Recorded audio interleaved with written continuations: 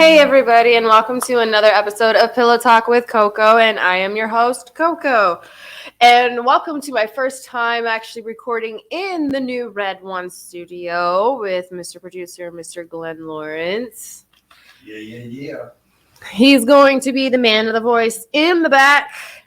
I was gonna be completely honest, I was not prepared today. He's like, let's do a recording, and I'm like, all right, let's do that. So he is going to be the man behind the camera asking me some questions while I'm being blinded to death by this amazing light in the corner over here. And I'm going to give my best answers. So, Coco, Yes. did you see that thumbnail that Jen on the Block made? Yes, I was introduced to that thumbnail. She is labeling, or she's proposing the question, is the red pill racist? What are your thoughts on any type of propaganda like that, or people coming out saying that the red pill is racist? Well, in all honesty, I do not. I completely disagree with that statement. I do not think that the red pill is racist. I have worked closely with these people. I have been on Access Vegas, and I am the moderator, like, for Super Chats on Access Vegas. I think the issue is that they have a diverse amount of people that are actually there, like, that they bring. There's a huge diversity of different races and stuff like that. So if they were racist, I doubt that they would do that, or they would pick one nationality or make that the majority of their nationality and constantly pick on those in that nationality of race, which they don't. And all they're doing is speaking on facts. So I think what happens is that a person of a nationality gets their ass handed to them on the show because, let's admit it, women are based and do a lot of things based off of emotion. We are very emotional creatures. Everything is about our freaking feelings. And we know that we are being put in this situation the likelihood of you being told something that you don't like to hear is very high on these shows. Like, it's like if people go on Fresh and Fit or something and they're like, oh my God, he called me this and he called me that. Well, no shit. Like, you have seen their shows. You know what's going to happen most likely, and you may be a victim of that, but you are going there knowing and willing that this could be you. So if that happens to you, and let's say you got your ass handed to you, now you're going to pull a racist card because it's the only thing that you got in your purse. Well, I mean, like I think a comment was said to her specifically was to turn down the Puerto Rican, right? And I don't know if that's what's going to be used as a racist comment or whatever. Turn down the Puerto Rican? Yeah, because she was, giving an attitude when she's talking. Oh, and they were like telling them to turn the volume down on her. Yeah, like not telling her to turn down her mic volume down, but telling her to turn down the Puerto Rican. Oh, I get it. The attitude. The attitude. Okay, right? Okay. I get it. Yeah. What is the difference of them saying that and then any person of color saying, oh, well, that's just whitey being white, or that's mighty white of you? Like, isn't that the same thing? So if that's the same thing, then if you could say, well, that's mighty white of you, and what's the difference of somebody saying, well, then just turn down the Puerto Rican? Is there any difference? There isn't. I mean, it's funny because I don't take that stuff personal, because there have been plenty of times where people are like, oh, that's because you're white. And I'm like, or white privilege. I'm like, I'm not white. I am not. People that don't know me, they'll look at me and they think you're a I'm Costa white. Rican Italian. Exactly. I'm like, I'm not white. I'm Costa Rican. You're a spicy meatball. Yes. I'm like, I am not white, but whatever. But I don't get offended. And it's funny though, like, I have no personal beef with this individual. But the funny thing is like, I find that shocking if they're going to pull that card when they themselves have had a lot of podcasts that they have done themselves on their own shows talking about, and even recently stating that they don't think it's right that people pull the racist card when it's not even about race. Do you remember that? That was done recently. Yeah. Where they gave that exact quote being like, I don't approve of it when people pull the racist card when it's not about race, but it's the only card that you have. But see, it seems like it's something so convenient that people want to label. Yes. When they make an ass out of themselves. Yeah, right? when it's benefiting them, which is something that they have preached about. And they have actually said that a lot on their shows. So I'm like, you're doing the exact same thing that you yourself have given shit to other people for doing. Because you didn't like what was said, or you felt feelings. You felt like you were being attacked as opposed to actually absorbing the information, and maybe didn't take a step back and be like, okay, was I making an ass out of myself? How was I acting in this situation? Was I being professional? Was I allowing other people to talk? Was I not being ghetto? Was I not stepping out of pocket? I know that I can get ghetto sometimes. You know that. Mhm. I can get ghetto sometimes. And I'm like, you know what? If people are like, ooh, that is coming out, I'm like, okay, that's true. Like, but I have to look at myself. I'm like, oh, okay, that was kind of ghetto, my bad. But I'm not going to get mad at somebody for calling me out on it.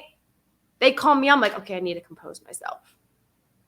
So, no, I do, no. 100% the red pill is not racist. None whatsoever.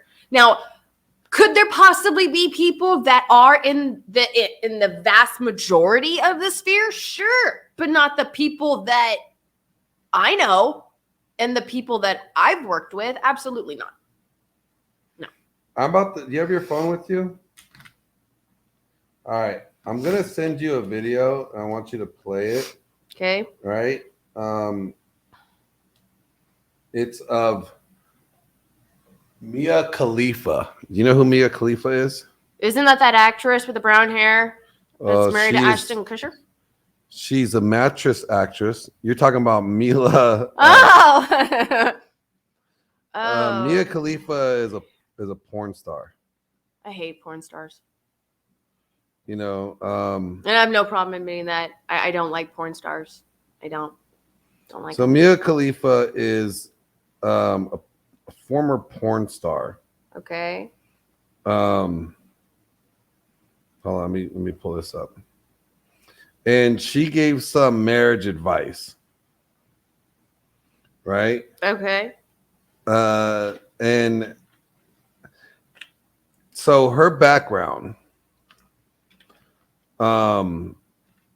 she's a porn star. She got out of the industry, and then, you know, her marriage ended because basically her man could not, you know, deal with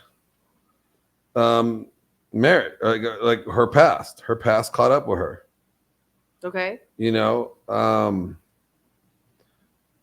here we go. I'm gonna find the video. I'm waiting. I'm like, all right, here we go. This is a short. We're comparing stats. Baby girl doesn't know that I. All right, here we go. I'm sending it to you, and then you put it up, and then you listen to it and watch it. Put it up to the mic though, so they can play it. I will. Here's the link. It's going to your Telegram right now. Okay.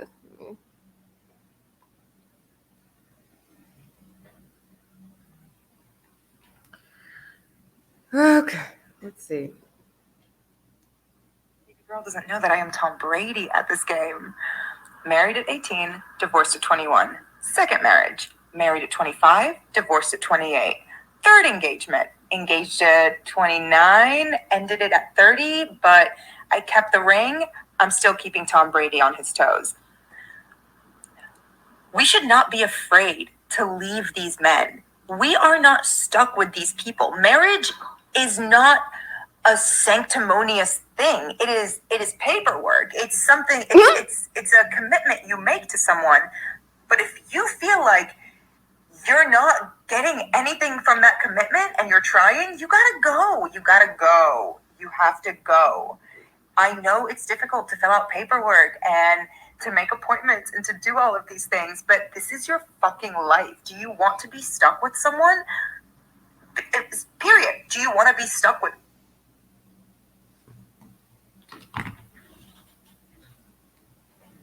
Okay. So, what are your thoughts on that? Now, this woman has had There are so many. nothing but failed attempts So at many. trying to have a relationship or a marriage because of her past. Well, Do you think she's like the best person to give women in marriage advice? I mean, she's a good model as far as showing, being a prime example to women as to why marriage doesn't work for women like her and women in that field. And plus, if listening to like what it is that she said, one of the key things that she said is that marriage is just a piece of paper. Like, there's nothing special about marriage. Well, that's also the main fucking problem. If you go into a relationship or even you're getting engaged, you're going into a marriage and you think that there's nothing special about it, that there's nothing sanctimonial about this, there is no significant value as far as spiritual and emotional with one another, it's just a piece of paper, of course your relationships are never going to last. Because you're already going into the mindset that this is not something important. It's not something I'm willing to work on. And it's not something that I'm willing to put all of my effort into making sure that it is successful. Because all I could do is I could just take the time to go to the courthouse and fill out the divorce papers and then buy the lawyer and then look for somebody else. Like, when you get married, the intent when you get married is till death do you part. You don't just sit here and be like, oh, when times get tough. Or I read this best quote the other day. I forget who it was that said it. And they said, it was about not just getting a divorce when times are hard. It says, if you're tired of the person, go to bed, wake up and start fresh the next morning. Same thing. And they say the same thing. If you're angry at them, leave the room, go read your Bible, go do something, come back tomorrow with a fresh mind. Like, start your next day another day. But people are so quick to just sit here and to think about getting a divorce without actually putting in the work or the effort that they actually need to do for a marriage.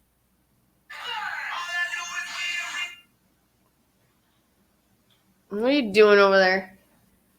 Just winning. So Winning. But like, I mean, what do you think about like her saying like, "Oh, ladies, these are just contracts. These are just paper. Like, you ain't got to really worry about it. You could get out of it when you want." She's not talking about this. She's basically saying like, "Look, there's no consequence." Exactly. Like there's again, she said that all you have to do is you just have to make the time to fill out some extra paperwork and and like, it's really not that big of a deal. I'm like, okay, well, if I don't know her biblical foundation, it's a lot harder for me to think like, okay, does she really know like what it is that she's saying? Or is she not strong in faith? Maybe she doesn't believe in faith. So then therefore she doesn't have any convictions when it comes to divorce and a lack of success in relationships or marriage, and looking at it from that point of view. Because again, well, she takes it in the ass for a living. So, well, yes, but let's be clear that there are plenty of 304s and women in the industry out there that claim that they believe in God and that they're Christians, but yet they're not living their life biblically. but what I'm saying is like I take what they say with a friggin' grain of salt. yeah, like she takes it in the ass for money. Can she really be the best person to give women advice on marriage? No, because she's already showed that she has no value. She doesn't see much of a value within herself. That's how I personally look at it. I could be completely wrong. I could be wrong. But to me, I would never sell my butthole on the internet for money. Because for me, I'm like, you know what? One, that is permanent. That is never going to go away. Who's ever seen it has seen it. And now what you have put on the internet, you have nothing valuable to offer your future husband. Because you don't know how many hundreds or thousands of people have actually seen you taken in the butthole or take more than one or whatever the disgusting case is all over the internet. You have nothing of value to give to him. None. So they've already shown that they don't give two shits about their body or their self-worth because they're like, oh, there's nothing special about me. Everybody can have me. Well, there's a question for you then. So do you think there's a plethora of women of value or women of quality today? No. I think we're in a low quantity of high quality women. So do you think like the guys that are, because another gripe from a lot of women is that there's a lot of men that will date younger women or get in relationships with younger women because they don't view the women of their age quality women. So do you have an argument for that? Like, you know, because what you're saying is true. You're saying that there's not enough quality women, right? Right. So if this age bracket for women that are, let's say, 29 to 39 are not quality women, and these guys are looking for quality women, wouldn't it be smart for them to date women younger than them who have not been tainted by this feminist, agenda that would make them no longer quality women? I think that is personally subjective because the fact, like, I do not believe when I say that there's a lack of quantity in high quality women, I mean that in all age brackets. I don't think that you're younger means that you're gonna have more. You're gonna be a more quality type of person, and you're gonna be less tainted, right? So, but you don't necessarily know that. But the odds are that the odds are forever not in their favor. I'm just saying, like, if you are young and you have less life experiences, less experiences out there being a 304, then you by default are higher quality than the woman that's 39 years old who's been a 304 that wants to be reformed. I understand that, but in today's society, okay, so for me, I'm 30. Am I 37? I think I'm okay. I was like, I forgot. I think I almost said 34. I don't remember. I love my birthday, but I don't count how old I am. I'm 37. I think it's based on a person's upbringing because so many kids today are exposed to things that I was never exposed to and that I still don't even allow myself to be exposed to because I don't agree with it. So there are kids younger than me that I don't have a very high body count, and they have more than me at the age of 22 than I do at 37. And it's not like I haven't had opportunities if I wanted it, but it's not my lifestyle. It's not my choices. So there are so many people where sex is constantly being thrown in their faces in this younger generation. Sell your body, get famous, all this other stuff. It's all about oneself and the validation and the external validation from other people that you can't just disqualify or assume that the people that are under the age of what? You said 25, 30, which one? 29. Under 29 are going to have less exposure, be less tainted than those that are past 30. Some of those people have been in long-term marriages, but they're not even wanting to get in another relationship, but they've only had that one partner their whole entire life, and they have really good, strong values. But then they're like, you know what? I just waited till the kids were older because I know a woman, my kids were grown, and we got a divorce. And I'm just focusing on myself. I'm not seeing anybody. Like, I'm not going to do that. Like, it's not right to go from one place to another. Like, but I've only been with one man my entire life. And she could bring a lot of value to another man that actually could appreciate a woman with traditional values. Yeah, but don't you think that's like, I'm talking about like on a general consensus here. You're talking about a very specific. I'm saying on a very general level, it'll behoove guys to date younger if they're looking for a woman that has less baggage, that has less, bodies. I mean, logic kind of says like, if you catch them while they're younger, they're less damaged. I mean, on a very basic general scale. if that is actually a foundational structure that is true, sure, why not? If I was the guy, probably. If you said if you were a guy, you would be a whore for a day. I actually would, but I'm saying for like longevity. Yeah. But like, So, yes. so you know my friend Lika, our friend Lika. Yes. She was in here the other day, and she was talking to Mike and Davrick on their own separate podcasts. Yeah. And she was talking about OnlyFans girls. And she was talking about how like women that do that, there's no going back. You're never gonna get anybody to respect you in the industry or a man to respect your value if you go that route. Correct. Why don't you think there's more women like her and you talking about this? Because women aren't going to listen anyways. I mean, granted, like, I have talked about these things, but the thing is that the only people that are actually really going to listen to us and agree with us are men. And there's nothing wrong with that. But it's like, how are they going to get shared?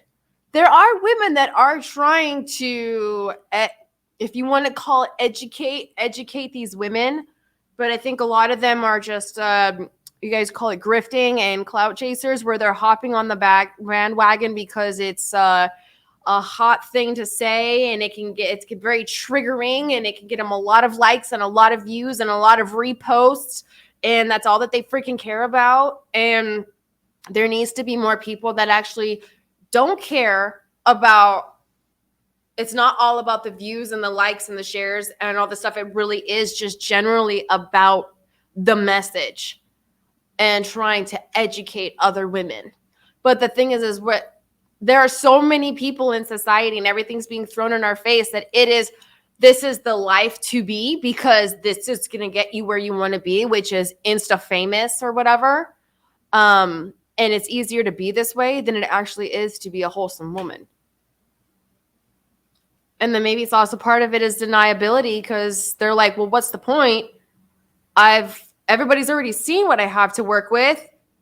I already had that lifestyle. And even if I leave it, statistics tell me that I'm not going to be able to get a desirable man or the man that I want anyways. So I might as well just continue the whole activity, right? Are you asking me or are you telling me? Well, I guess it's a double part. I guess, like, I'm saying, like, that's what women could possibly be saying. Do you think that you could agree with that? That they're like, if statistics are saying that the odds are already against me, so then what's the point, right?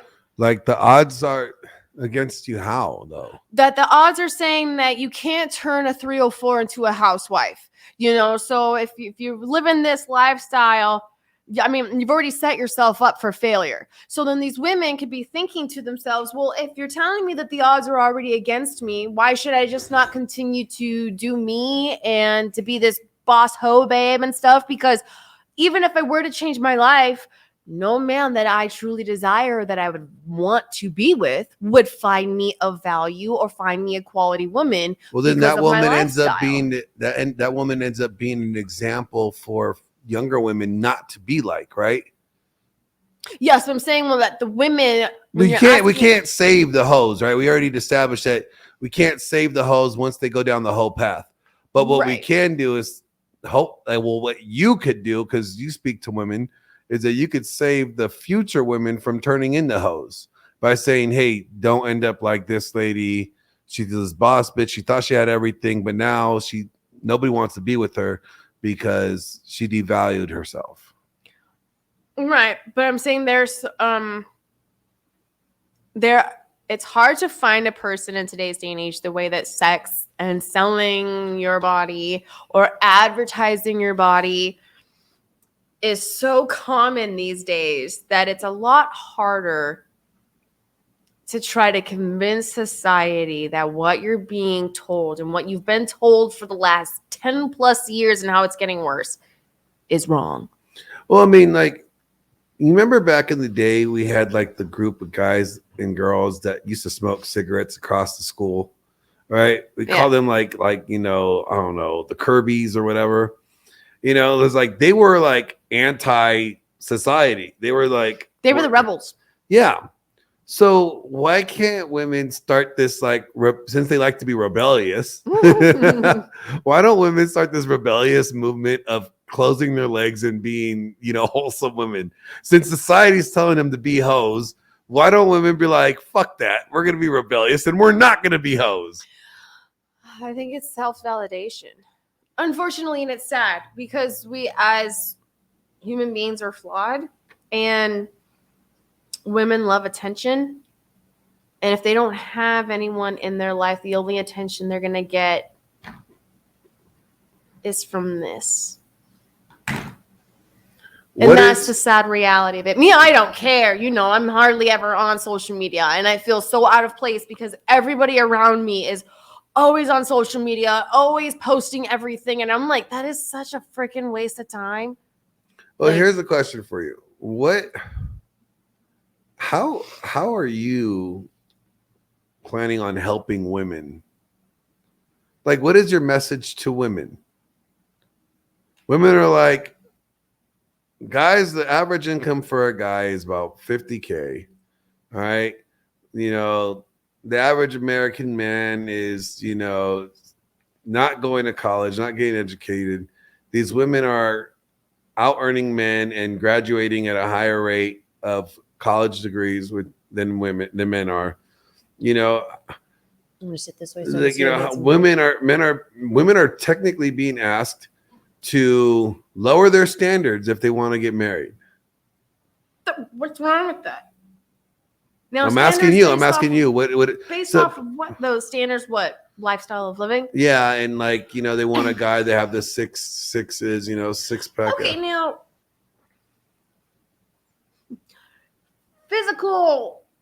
Oh my gosh, we have a wine fridge. I didn't even know that. Sorry, squirrel. Wow. I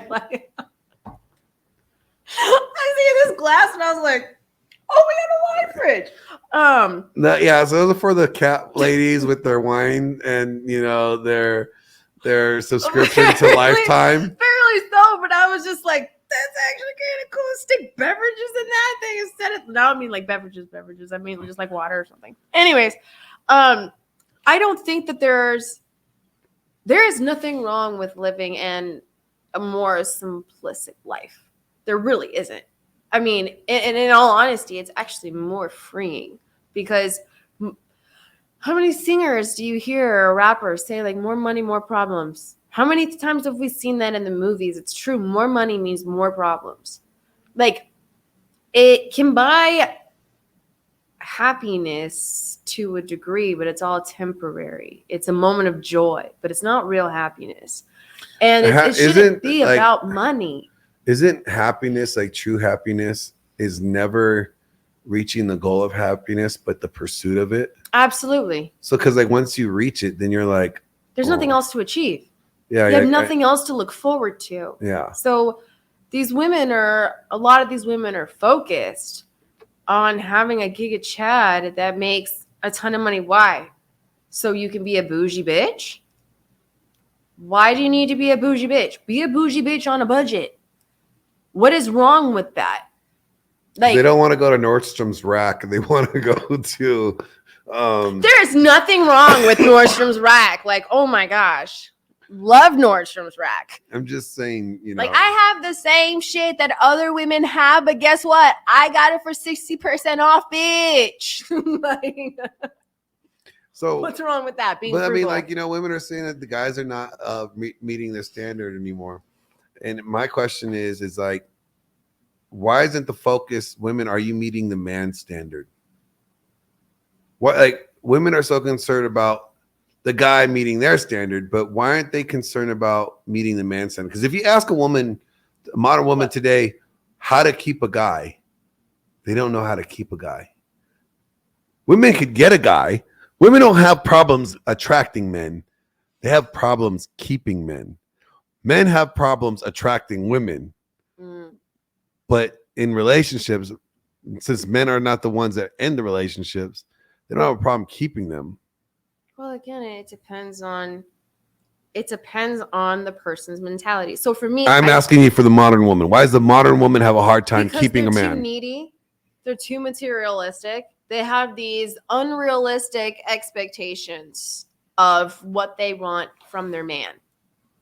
In all honesty, perfect example, they want him to be. If a person asked me, be like, if you had to choose,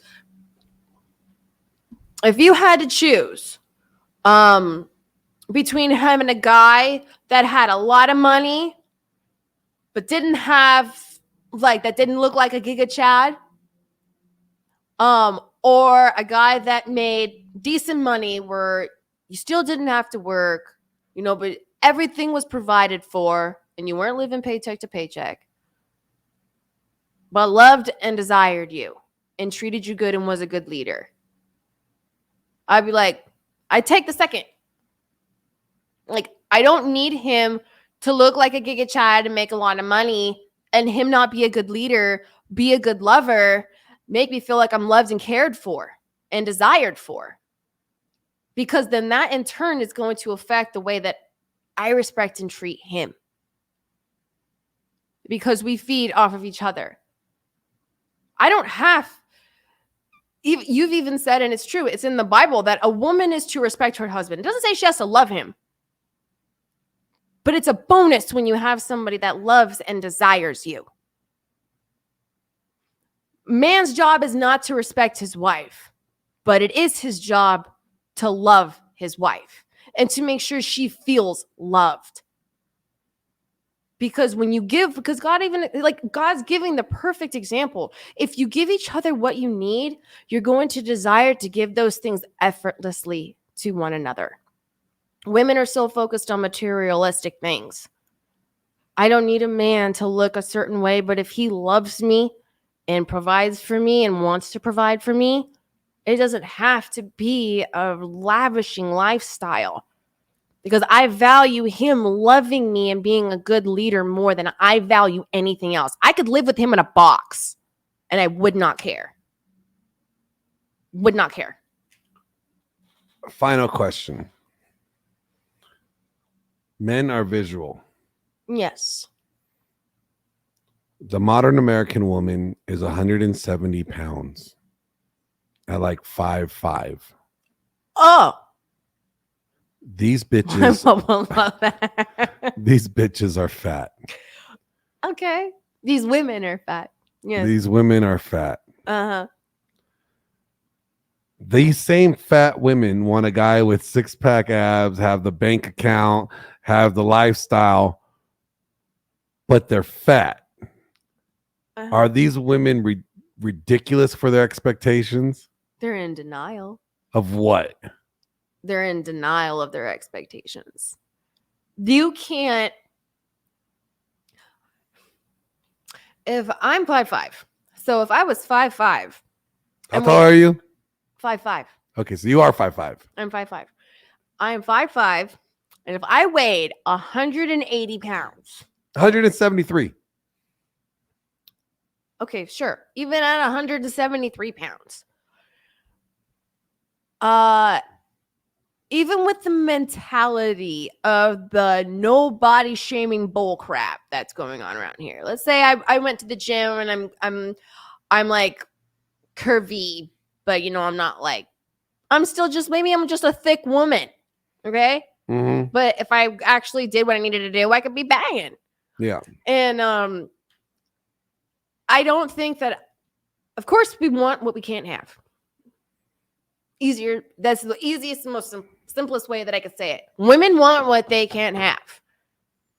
They're wanting to have something that they find desirable, but they're not willing or wanting to put in the work to actually be that image that that person desires and finds attractive. So you're saying women want what they desire, but not willing to be desirable to men.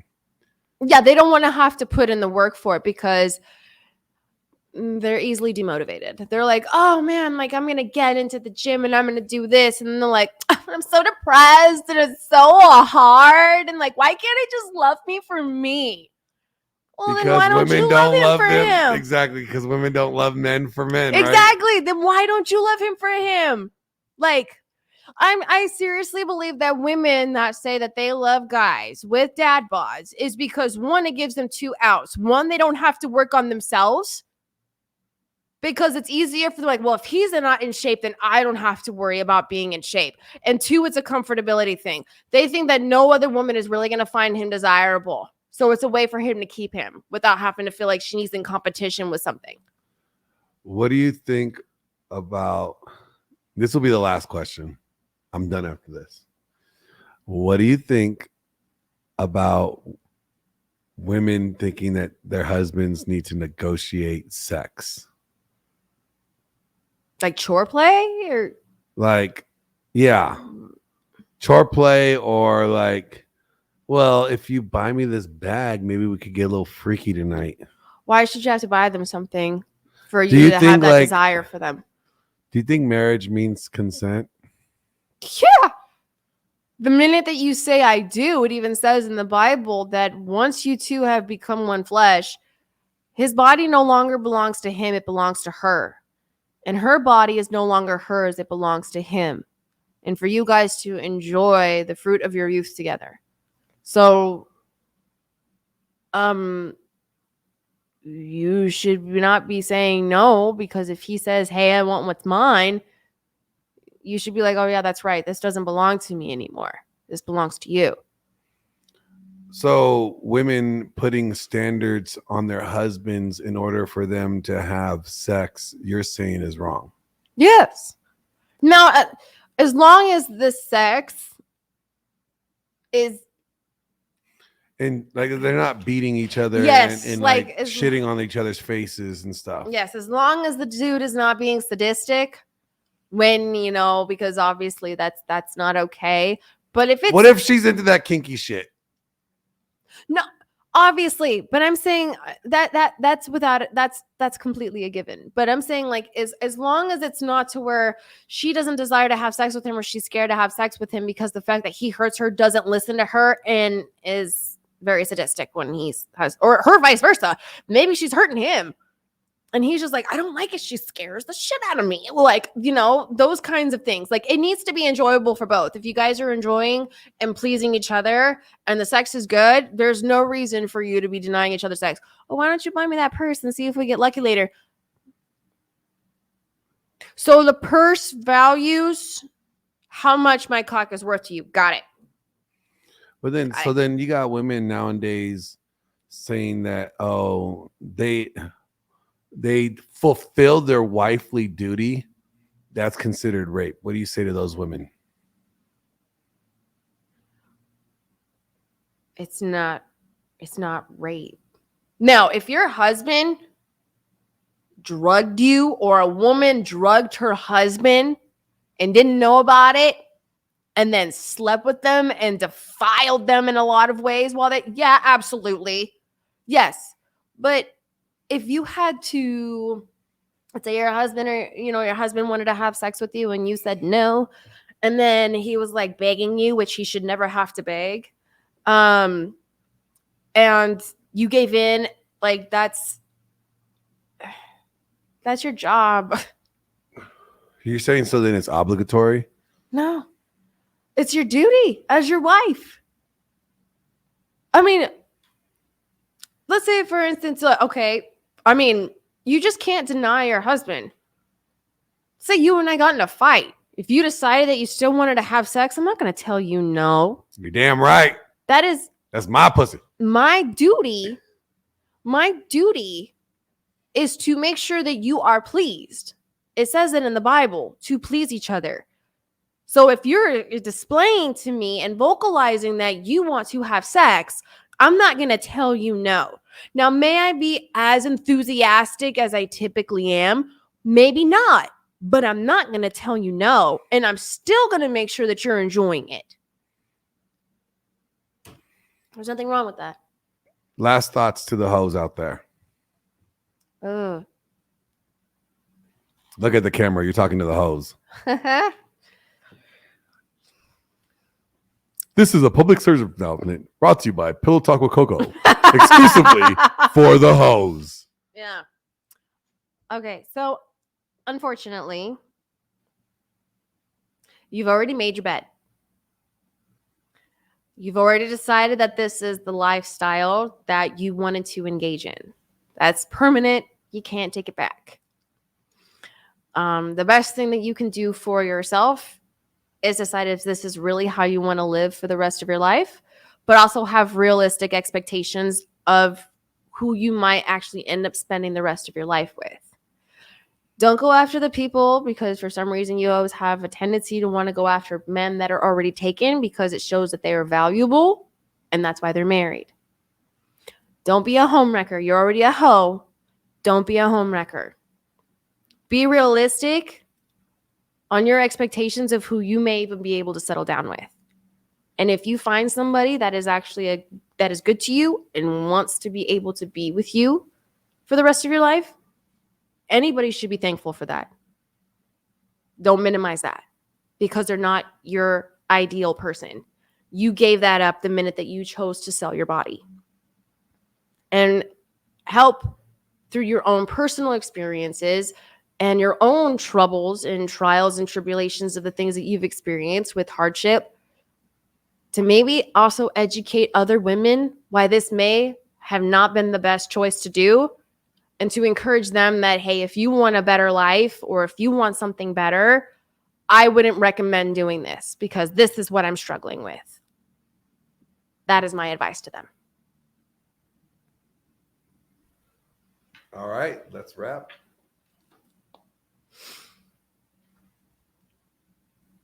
That's a wrap. We're all done with questions? Yeah. All right, cool. Then thanks for watching this episode of Pillow Talk with Coco on the fly. And I will see you guys next time.